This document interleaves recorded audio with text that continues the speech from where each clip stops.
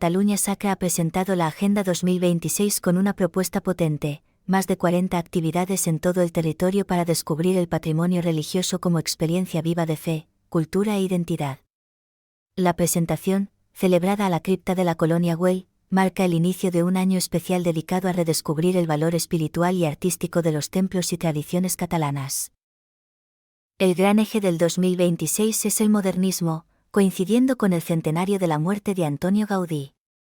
A través de espacios emblemáticos como la Sagrada Familia, se pone de relieve cómo la fe inspiró una de las etapas artísticas más universales de Cataluña, convirtiendo piedra, luz y color en lenguaje de trascendencia.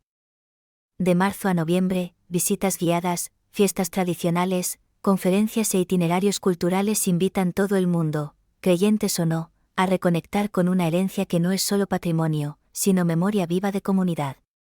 Catalunya Sacra 2026 se presenta así como un puente entre fe y sociedad, entre pasado y futuro, y una oportunidad única para vivir la cultura con profundidad.